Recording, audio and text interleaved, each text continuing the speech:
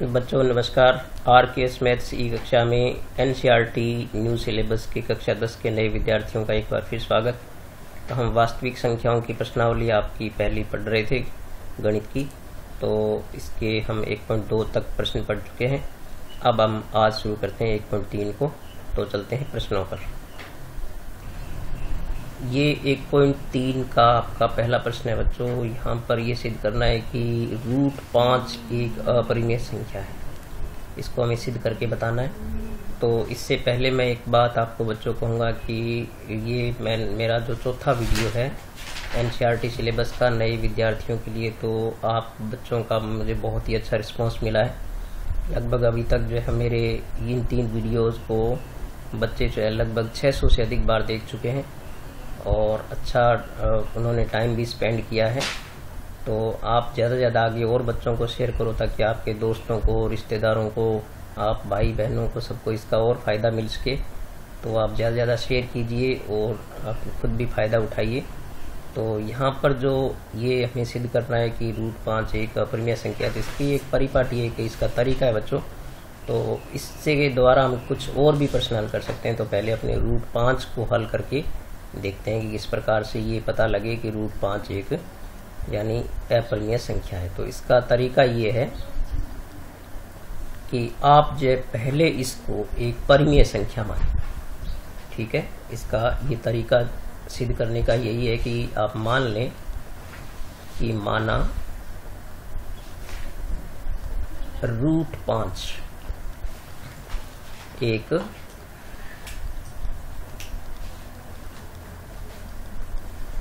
परिमेय संख्या है, ठीक है। और मैंने ये पहले वीडियो में आपको बताया था कि परिमेय संख्याएं क्या होती है। तो परिमेय संख्याएं आपको बताया कि जिनको P/Q के रूप में लिख सकते हैं। तो जब हमने मान लिया कि √5 एक परिमेय संख्या है, तो हम √5 को क्या कर सकते हैं, P/Q के बराबर लिख सकते हैं। इस प्रकार से P/Q। और आप जानते हैं कि जहाँ पर P और Q क्या होते हैं, P व Q पूर्णांक है, ठीक है। और साथ में क्या शर्त है कि Q कभी 0 नहीं हो सकता। ये तो इसकी शर्त होता है, आप जानते हैं परिमेय संख्या की। जब ये परिमेय है तो इस प्रकार से हम लिख सकते हैं। एक चीज हमें यहाँ पर और मानना है कि ये जो P/Q है ये सरलतम रूप में है। आप ये कहेंगे कि जहाँ P व Q सह अभाज्य है, ठीक है। ये सह अभाज्य क्या होता है ये भी आपको याद रखना है। सह अभाज्य का मतलब है कि इसमें इन दोनों में जो है वो एक के अतिरिक्त अन्य कोई उभयनिष्ठ गुणनखंड नहीं है, मतलब कुछ भी कॉमन नहीं है। अर्थात मैं यहाँ पर ये भी लिख देता हूँ, अर्थात P व Q में एक के अलावा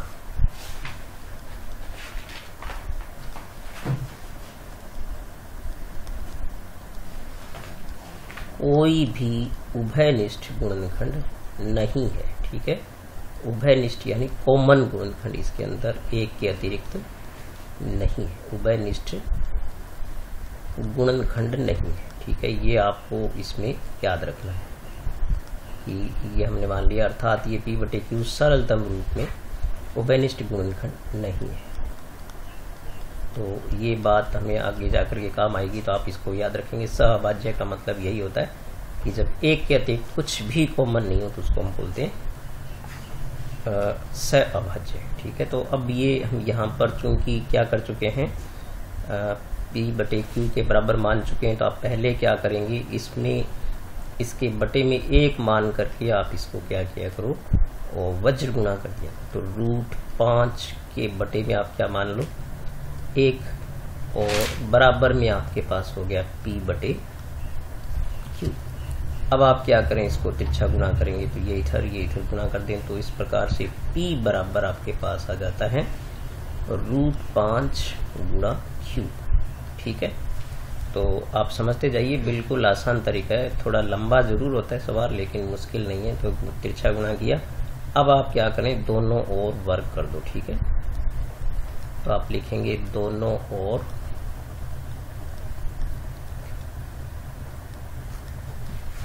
वर्ग करने पर, तो दोनों और जब वर्ग करेंगे तो आप जानते हैं कि ये पी स्क्वायर हो जाएगा, ठीक है। और ये जो वर्गमूल वाला जो है वो उसमें वर्ग और वर्गमूल आपस में कैंसिल हो जाएंगे, तो ये 5 बचेगा और क्यू का क्या हो गया, क्यू स्क्वायर हो गया। तो यहाँ पर ये जो आपका पहला परिणाम निकलता है, तो ये जो है इसी प्रकार के 2 परिणाम आपको निकालने पड़ते हैं। तो इसको आप बहुत अच्छी तरीके से आप जो है वो नोट रखिए। मैं इसको टिक मार्क कर देता हूँ कि ये जो परिणाम निकाला है इसका निष्कर्ष हमें देखना है। तो इसका निष्कर्ष हम कैसे देखेंगे, आप देखेंगे पी स्क्वायर के बराबर 5 इंटू क्यू स्क्वायर है, अर्थात पी स्क्वायर के 2 गुणनखंड हो गए 5 और क्यू स्क्वायर। और हम जानते हैं कि जो गुणनखंड होते हैं वो उस संख्या को विभाजित करते हैं, अर्थात 5 पी स्क्वायर को विभाजित करेगा, ठीक है। अपने लिखेंगे अर्थात 5 पी स्क्वायर को क्या करता है,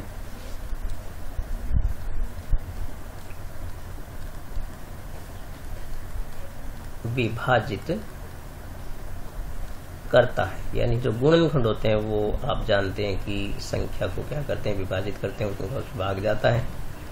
तो आप लिखेंगे अतः, तो अंकगणित की आधारभूत प्रमेय का एक रूप बच्चों ये भी होता है कि यदि कोई संख्या अभाज्य संख्या हो और वो किसी वर्ग संख्या को यदि विभाजित करे तो उसके वर्गमूल को भी क्या करती है, विभाजित करती है। तो आप लिखेंगे अतः 5 पी को भी विभाजित करता है। ये परिणाम जो हमें मिला है इसका, ये आपको इस प्रकार से ध्यान में रखना है, विभाजित करता है। ये बातें आपको कुछ समझनी है, याद रखना है कि इस प्रकार से होता है। तो ये यहाँ पर जो है आपको इस प्रकार से जो परिणाम मिला है इसको आप नंबर डाल देंगे 1, ठीक है। यानी यहाँ पर आपने देखा कि इसके द्वारा ये निष्कर्ष निकले कि 5 पी स्क्वायर को विभाजित करते हैं, 5 पी को भी विभाजित करेगा। अब आप क्या करें, यहाँ पर पी के बराबर जो है कोई एक अन्य संख्या और मान ले जो 5 के गुणा में रहे, तो आप मान लेते हैं कि मान लीजिए पी बराबर यहाँ पर जो है वो, तो हम मान लेते हैं यहाँ पर पी बराबर 5 सी मान लेते हैं, 5 गुणा सी, और फिर वर्ग कर देते हैं, ठीक है, मान करके, और वर्ग करने पर जैसे ऊपर वर्ग किया वैसे यहाँ भी क्या कर देते हैं, वर्ग कर देते हैं। जहां पर आप सी के लिए लिख दें कि जहां सी एक अन्य पूर्णांक है, ठीक है, अन्य पूर्णांक संख्या कोई भी पूर्ण, तो वर्ग करेंगे तो आप देख सकते हैं कि यहाँ पर आपको मिलेगा पी स्क्वायर बराबर 25 इंटू सी स्क्वायर, ठीक है, ये परिणाम मिला। लेकिन आप जानते हैं कि चूंकि पी स्क्वायर बराबर आपने देखा कि यहाँ परिणाम 1 से ये जो है, ठीक है, यहाँ से जो ये परिणाम 1 है, तो यहाँ पर बच्चों परिणाम 1 जो हमने इसको रखा, परिणाम हम इसको एक नाम दे देते हैं। तो यहाँ पर पी स्क्वायर बराबर क्या आपके लिए आपके पास, तो चूंकि पी स्क्वायर बराबर आपके पास क्या है 5 इंटू क्यू स्क्वायर है ना, तो ये मान हम क्या कर देते हैं यहाँ पर लिख देते हैं परिणाम 1 से, और ये हम कहाँ रख देते हैं, उसके अंदर रख देते हैं यहाँ पर परिणाम 1 से, और इसको हम परिणाम नंबर 2 दे देते हैं नाम, और ये जो पी स्क्वायर का मान यहाँ पर हम यहाँ पर रख देते हैं। तो इसका मतलब ये हो गया आपके पास 5 इंटू क्यू स्क्वायर बराबर आपके पास हो गया 25 इंटू सी स्क्वायर, और इसको आप सरल करोगे यहाँ से तो आप जानते हैं कि 5 से कट जाएगा, तो क्यू स्क्वायर बराबर आपके पास आ गया 5 इंटू सी स्क्वायर। तो इस प्रकार से देखो यहाँ पर ये दूसरा परिणाम आपको बिल्कुल हूबहू वैसे ही हो गया।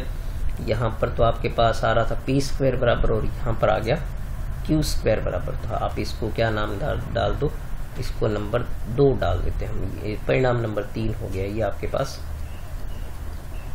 तो यहाँ से हम उसी प्रकार से इसको इंटरप्रेट करेंगे जैसे कि उसको किया था कि यहाँ पर क्यू स्क्वायर के गुणनखंड 5 इंटू सी स्क्वायर है, तो 5 क्यू स्क्वायर को विभाजित करेगा, तो 5 क्यू को भी विभाजित करेगा। बिल्कुल आप इसी तरीके से लिखें, बस यहाँ पी था और यहाँ पर क्या करना है, क्यू करना है। तो यहाँ पर यानी 5 क्यू स्क्वायर को विभाजित करता है तो 5 क्यू को भी विभाजित करेगा। ये ठीक उसी प्रकार से हमें परिणाम मिल गया जैसे हमें परिणाम 1 से जो हमें क्या मिला था कि 5 पी स्क्वायर को करता है तो पी को भी करेगा, यहाँ पर 5 क्यू स्क्वायर को करता है तो क्यू को भी करेगा। ये दोनों निष्कर्ष जो है, तो आपने देखा कि 5 का भाग क्यू में भी जा रहा है और 5 का भाग पी में भी जा रहा है। तो इसका मतलब ये हो गया 5 जो है वो पी और क्यू दोनों में जो एक उभयनिष्ठ गुणनखंड हो गया। तो लेकिन ये हमने जो कल्पना की थी यहाँ पर उसके बिल्कुल विरोधाभासी है। ठीक है, तो यहाँ बच्चों जैसे कि आपने परिणाम 1 और 3 में देखा कि 5 का पी में भी भाग जाता और 5 का क्यू में भी भाग जाता है, तो ये इन दोनों में उभयनिष्ठ गुणनखंड हो गया।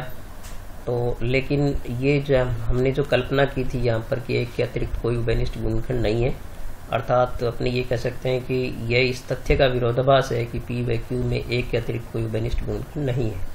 लेकिन हमें विरोधाभास प्राप्त हुआ है, तो इस विरोधाभास का कारण कि हमारी त्रुटिपूर्ण कल्पना है कि हमने क्या मान लिया, √5 को एक परिमेय संख्या मान लिया, ये परिमेय संख्या ऐसा मान लिया। तो अर्थात हमारी कल्पना ही गलत है।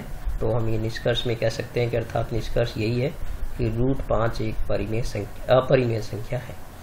तो इस प्रकार से ये बिल्कुल एकदम इसी परिपाटी से आपको सवाल करने, और ऐसे सवाल मैं आपको बता दूं, ऐसे 3-4 सवाल जो आप ऐसे और कर सकते हैं। जैसे मान लो आपको ये दे दिया जाए कि सिद्ध कीजिए कि √2 एक अपरिमेय संख्या है, या आपको दे दे कि √3 एक अपरिमेय संख्या है ये, या आपको दे दे कि √7 एक अपरिमेय संख्या है, या आपको दे दे कि √n या √p एक अपरिमेय संख्या है। तो बिल्कुल आप सेम इसी तरीके से करेंगे। बस आप क्या करेंगे, यहाँ पर जहाँ पर ये जो आप दिखाई दे रहा है 5, वहाँ पर यदि 2 वाला प्रश्न है तो सब जगह 2 लिखेंगे। 2 लिखेंगे तो यहाँ पर 2 आ जाएगा, और यहाँ पर 2 का वर्ग 4 आ जाएगा यहाँ पर। और 3 है तो सब जगह 3 चलेगा, 7 है तो 7 चलेगा, p है तो p चलेगा। ठीक है, बाकी कोई मुश्किल नहीं आने वाली। अगर यहाँ पर p दिया है तो आप यहाँ पर a/b मान लो। तो आप बिल्कुल इसी प्रकार से इन प्रश्नों की कोशिश कर सकते हैं। इनमें से किसी एक को करके आप जो है वो मुझे व्हाट्सएप पर सेंड करें, ताकि मैं आपको जो है वो इसका अभ्यास भी हो जाए और मैं इसको आपको बता दूंगा चेक करके कि आपने कैसे किया। तो आप ऐसी कोशिश किया करें जरूर। ठीक है बच्चों, तो इसका जो नेक्स्ट क्वेश्चन है उस पर चलते हैं। तो ये आप जरूर देखें इस प्रश्न को, बहुत ही महत्वपूर्ण और अच्छा प्रश्न है। और इस एक प्रश्न के सीखने से आपको ये अन्य 4-5 प्रश्न भी आपको इसी तरीके से आ जाएंगे। तो ठीक है, अपने चलते हैं नेक्स्ट क्वेश्चन पर। तो यहाँ जो दूसरा प्रश्न आपको दिया है बच्चों, ये है 1.3 का 1.3 का ही है ये दूसरा प्रश्न। तो आप यहाँ पर देख सकते हैं कि 3 + 2 √5। तो यहाँ पर आप देख सकते हैं कि 5 के गुणा में और प्लस में कुछ संख्याएं दे रखी है। तो हम इसको थोड़ा सा भिन्न तरीके से करेंगे, उतना बड़ा नहीं होगा ये सवाल। तो अभी ऐसे प्रश्न जितने भी आपको दिए हों, याद रखना आपको कि जब भी किसी रूट वाली संख्या के यानी अंडर रूट वाली संख्या के गुणा में, प्लस में, माइनस में कहीं भी किसी प्रकार से कुछ संख्याएं दे रखी हो, तो आप क्या करेंगे, आप जो है वो इसको रूट वाली संख्या को पहले से ही अपरिमेय मान के चलेंगे। और क्योंकि पूरी संख्या जो बनी है गुणा जोड़ करने पर ये एक अपरिमेय होगी, ये सिद्ध करना है। लेकिन हमें इस रूट वाली संख्या को पहले से अपरिमेय मानकर चलना है। वो जो हमने पहला प्रश्न किया उसकी लंबी विधि तभी लगाएंगे जब रूट वाली संख्या के लिए आती हो।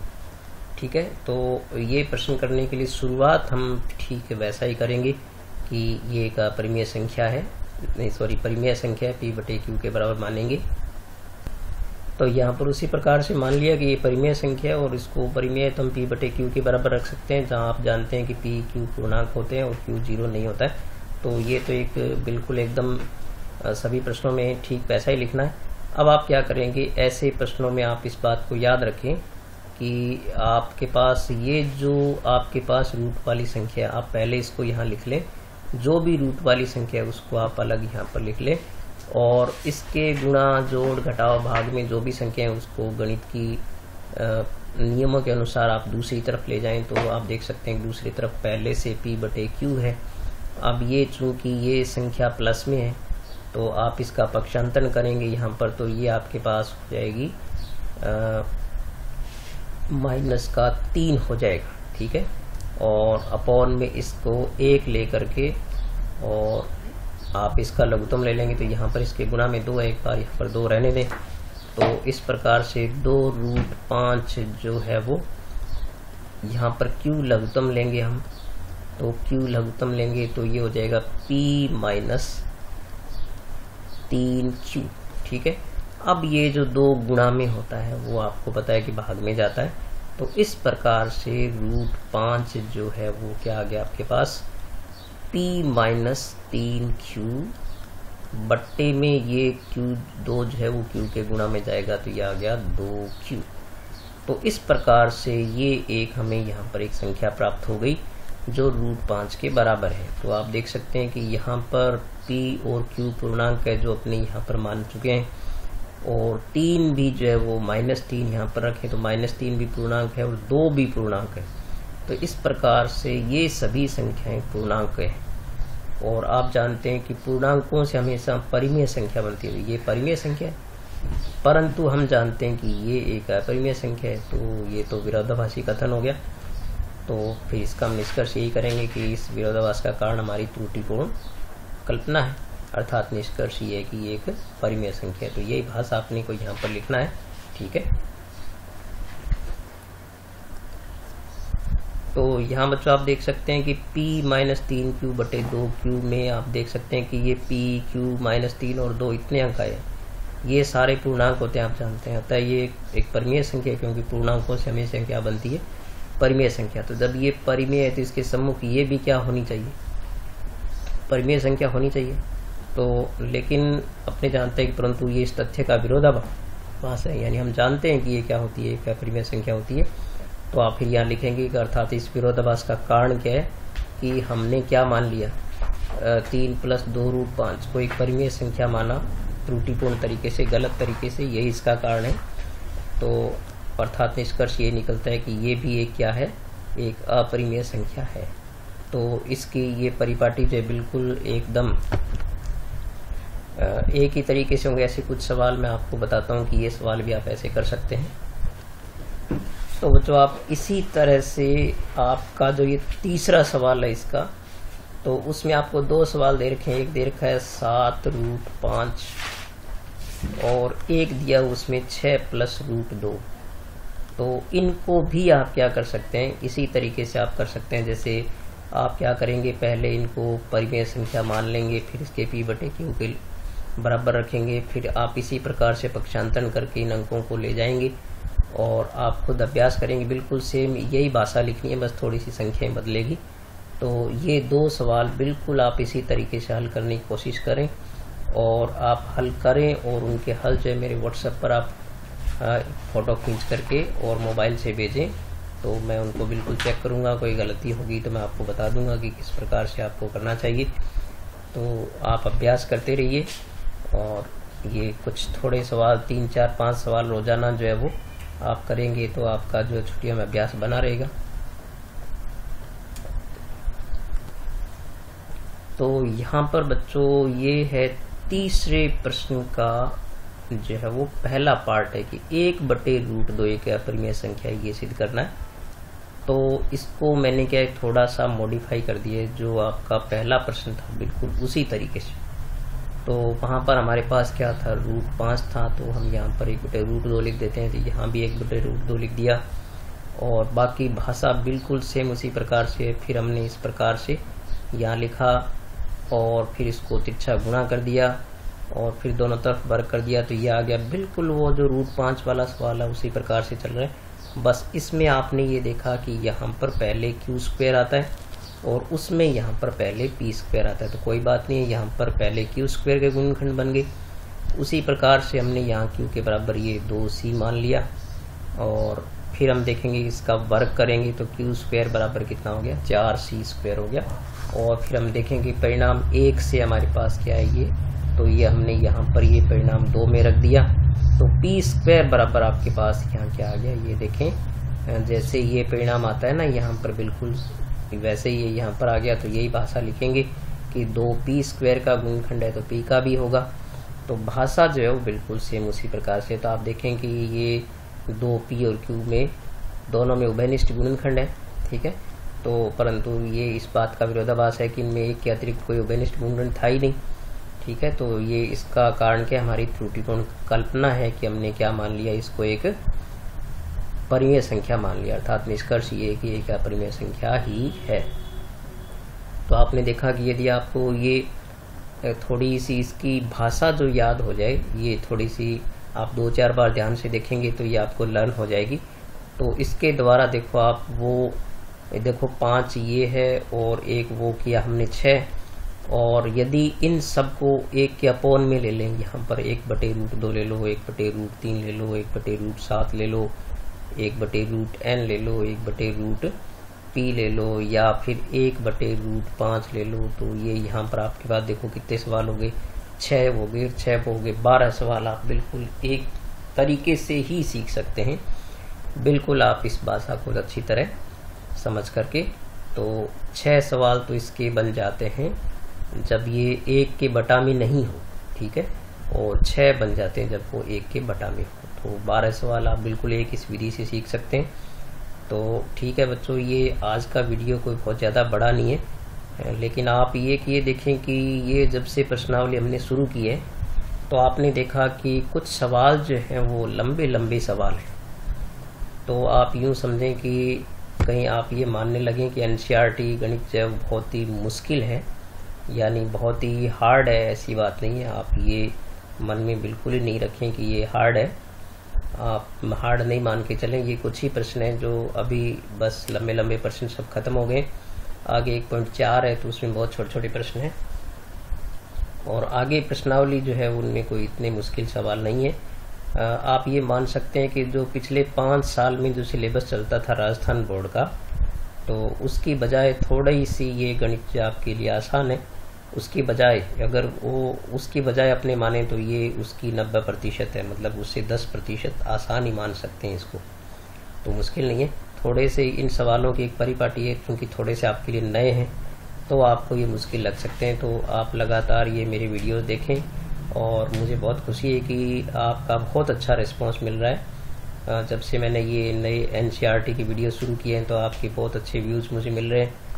तो आप लगातार जारी रखिए, और आप जो इसका फ़ायदा अपने दोस्तों को, मित्रों को, भाइयों बहनों को, जो भी आपके संपर्क में है, रिश्तेदारी में, उन तक ज़रूर पहुंचाइए, और आप भी पढ़िए और अच्छा परिणाम प्राप्त कीजिए। और ये जो महामारी का समय है तो ये जो है इसमें अब स्कूल विद्यालय तो दोबारा कब खुलेंगे इसका भी पता नहीं है, तो ये ऑनलाइन पढ़ने का जो सरकार के भी आदेश हैं तो इसकी अपने पालना करें। तो मैं शिक्षक हूँ तो मैं घर बैठा आपके लिए ये काम कर रहा हूँ, तो आप घर बैठे पढ़ाई करें। और वैसे आप मुझसे व्हाट्सएप से जुड़ें, जो विद्यार्थी मेरे विद्यालय के नहीं हैं अन्य तरह, वो भी मैं व्हाट्सएप के नंबर जो है वो मेरे थंबनेल में डालता हूँ, डिस्क्रिप्शन में डाल दूंगा, तो आप संपर्क कर सकते हैं किसी प्रकार की समस्या के लिए, मैं हमेशा आपके लिए तैयार हूँ। तो आप जो है मेरे ये वीडियोज और मेरे चैनल का लिंक जो है वो ज़्यादा से ज़्यादा शेयर कीजिए, मेरा चैनल सब्सक्राइब कीजिए, यदि आपने सब्सक्राइब नहीं किया तो सब्सक्राइब कीजिए ज़रूर, ताकि मुझे भी काम करने का और हौसला मिलेगा। और आपका ये सहयोग जो है वो आपको बहुत सारे विद्यार्थियों को फ़ायदा पहुंचाने वाला है, ताकि मैं अधिक से अधिक काम करता रहूं। और अपने ये पहली प्रश्नावली पूरी करने के बाद जो है वो विज्ञान भी शुरू करेंगे, तो और इंग्लिश के भी चीज़ें शुरू करेंगे। तो एक प्रश्नावली पूरी हो जाती है, 1.4 अपने कल कर देंगे, तो उसके बाद विज्ञान भी शुरू करेंगे। तो आप लगातार घर पर बैठ के पढ़ते रहिए, बस 2 घंटे आप निकालिए रोजाना। बाकी आप एंजॉय कीजिए छुट्टियों का, अपने स्वास्थ्य का भी ख्याल रखें, अपने घर में भी सबका ख्याल रखें, आप जहाँ भी जाएं मास्क लगा के रखें, और इस महामारी में भी अपने स्वास्थ्य को, अपने घर के जो लोग हैं, बड़े बुजुर्ग हैं, उन सबका भी स्वास्थ्य का ख्याल रखना आपका फर्ज है।